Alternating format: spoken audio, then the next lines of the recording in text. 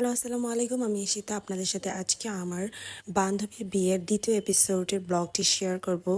জীবনে প্রথমবারের মতো রংপুর যাচ্ছি রংপুর এক্সপ্রেসের মাধ্যমে ফ্যামিলি মেম্বারদেরকে নিয়ে। আসলে আমার বান্ধবীর বাড়ি লালমনিরহাট, কিন্তু আমরা লালমনিরহাট এক্সপ্রেসের কোনো টিকিট পাইনি বিধায় রংপুর এক্সপ্রেসের মাধ্যমে রংপুর যাচ্ছি। নতুন একটাই যাচ্ছি, নতুন একটা এক্সপিরিয়েন্সের জন্য। তো সকাল 9টা 10-এ আমাদের ট্রেন, তার আগে আমরা স্টেশনে এসে পৌঁছে গিয়েছি। আমাদের রেলটি ইতিমধ্যেই চলে এসেছে, 2 নম্বর প্ল্যাটফর্ম থেকে এই ট্রেনটি ছেড়ে যাবে। তো এত মানুষ আমার জীবনের প্রথমবার দেখলাম হুলস্থুল করে কিভাবে ট্রেনে উঠে।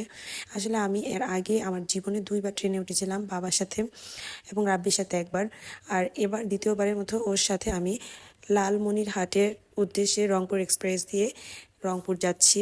কিন্তু এত ভিড়, এত কোলাহল কখনো দেখিনি। হয়তো পূজার ছুটির কারণেই এই ভিড়টা আমরা পেয়েছি। তো আমরা রংপুর এক্সপ্রেসের বগি নাম্বার ঘতে স্নিগ্ধা এসি টিকিট আমরা পেয়েছিলাম। যদিও আমাদের খুব ইচ্ছা ছিল আমরা এসি বাদ যে কেবিন সেটাতে কাটবো, কিন্তু আনফর্চুনেটলি আমরা সেটা পাইনি, কারণ এত পরিমাণ টিকিট সেল হয়ে গিয়েছে। এই স্নিগ্ধাতেই আমরা সিট পেয়েছি, সেটা আমাদের অনেক ভাগ্যের বিষয় ছিল। আমাদের ট্রেনটি নির্দিষ্ট সময় ছাড়েনি, প্রায় 45 থেকে 50 মিনিটের মতো লেট করেছে। যমুনা নদী পার হয়ে ট্রেনটি চলে যাচ্ছে উত্তরবঙ্গের উদ্দেশ্যে। তখন যমুনার সেতুর কিছুটা ভিডিও ধারণ করলাম। অসাধারণ একটা সেতু, এবং যমুনা নদীও আমি প্রথমবারের মতো দেখেছি। আমাদের এই রেল ভ্রমণের সবচেয়ে বেশি আনন্দে উৎফুল্লে ছিল আমার ছেলে ঈশান। ও জীবনে প্রথমবারের মতো ট্রেনে উঠেছে বা ট্রেন দেখেছে, এত বড় গাড়ি সে কোনোদিনও দেখেনি। তো এটা নিয়ে সে অনেক বেশি খুশি ছিল। আর উত্তরবঙ্গের প্রাকৃতিক দৃশ্য দেখতে দেখতে আমাদের বেলা পার হয়ে যাচ্ছিল। আসলে ট্রেনের জার্নিটা লং টার্ম জার্নিতে অনেক ভালো ও নিরাপদ এবং আরামদায়ক, তাই আমরা এই ট্রেনের জার্নিটাকে খুবই ভালোভাবে এনজয় করছিলাম। কিন্তু সন্ধ্যা গড়িয়ে রাত হয়ে যাচ্ছে, তারপরেও আমরা এখনও রংপুরে গিয়ে পৌঁছাতে পারিনি। এতে আমরা কিছুটা বোর ফিলও করছিলাম, এবং ধৈর্যের বাদ যেন আর মানছে না কখন গিয়ে পৌঁছাবো সেই আশায়। কারণ এতটা টাইম বসে থাকা আসলে খুবই ধৈর্যের ব্যাপার। যাই হোক, অবশেষে রাত 8টায় আমরা রংপুরে গিয়ে পৌঁছাই। রংপুর স্টেশন থেকে নেমেই চলে গেলাম আমাদের হোটেলে। আমাদের আগে থেকে হোটেল বুক করা ছিল ব্রাদার্স হোটেল। এটি রংপুর পপুলার হসপিটালের পাশেই, একদম মেইন পয়েন্টে।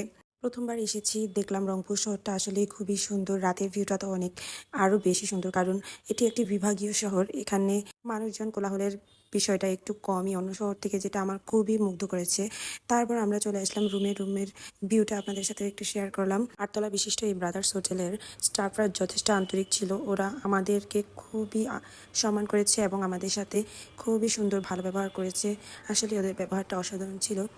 যাই হোক, সারাদিন জার্নি করে আমাদের অবস্থা খুবই বাজে ছিল, ধুলাবালিতে একদম জড়িয়ে গিয়েছি। আর ওদিক থেকে আমার বান্ধবী সারাক্ষণ আমাদেরকে ফোনে খোঁজ খবর নিচ্ছিল, ইনস্ট্রাকশন দিচ্ছিল কিভাবে কি কোথায় যাব। সবশেষে দিনটি আসলে অসাধারণ ছিল। তারপর দিন সকালবেলার ভিউটা, এটা হচ্ছে রংপুর সিটি, এত সুন্দর। আমি ক্যাপচার করেছি ওদের যে রেস্টুরেন্ট, সকালবেলা নাস্তা করতে গিয়ে সেই রেস্টুরেন্টে বসে। এই হোটেল থেকে আমাদের ব্রেকফাস্টটা ছিল ফ্রি। আর এটা হচ্ছে ওদের ছাদের অংশ, এখান থেকে তো এর ভিউটা আরও সুন্দর দেখা যায়। যাই হোক, সব মিলিয়ে আমাদের খুবই ভালো লেগেছে। পরিবেশটা অনেকটা নিরিবিলি ছিল, শান্তশিষ্ট ছিল। সবচেয়ে বেশি টেনশনে ছিলাম খাবার দাবার নিয়ে। আসলে খাবার দাবার যেন কেমন লাগে তাই সেটা ভাবছিলাম, কিন্তু না, আলহামদুলিল্লাহ এখানে আমরা রেস্টুরেন্টে যতগুলোতে খেয়েছি রাত থেকে এ পর্যন্ত খুব ভালো ছিল। নাস্তা শেষ করে এখন রেডি হওয়ার পালা লালমনিরহাটের উদ্দেশ্যে যাওয়ার জন্য। আমার বান্ধবী সকাল থেকে ফোন দিচ্ছে, সে ওয়েট করছে। তার বিয়ে থেকেও বেশি এক্সাইটেড আমাদের যাওয়া নিয়ে।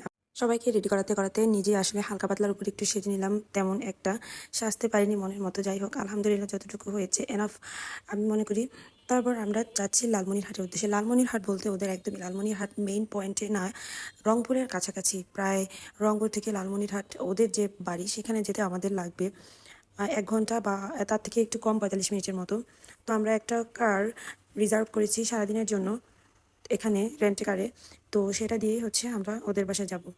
আর যাওয়ার আগে আমরা কয়েকটা ছবি ভিডিও নিয়ে নিচ্ছিলাম, কারণ ওখানে গিয়ে এমনিতেই লেট হয়ে গিয়েছে, আর ছবি ভিডিও করার সময় পাবো কিনা তা জানি না। ব্রাদার্স হোটেলের ভিউগুলো অনেক সুন্দর ছিল, আমার খুবই পছন্দ হয়েছে। আমি আসার আগের দিন রাতেই আমার বান্ধবী এই হোটেলটা বুক করে রেখে গিয়েছিল আমাদের জন্য। তো ওকে কি বলবো, এত সুন্দর একটা হোটেল আমাদেরকে বুক করে রেখে যাওয়ার জন্য ওকে অনেক ধন্যবাদ। আমরা আসলে গাড়ির জন্য অপেক্ষা করছিলাম। আসলে সব ভিডিও একটা ভিডিওর মাধ্যমে দেখানো সম্ভব নয়, তাই আপনারা পরবর্তী ভিডিওতে এপিসোড 3-তে আমার বান্ধবীর বিয়েটি দেখতে পারবেন। ধন্যবাদ।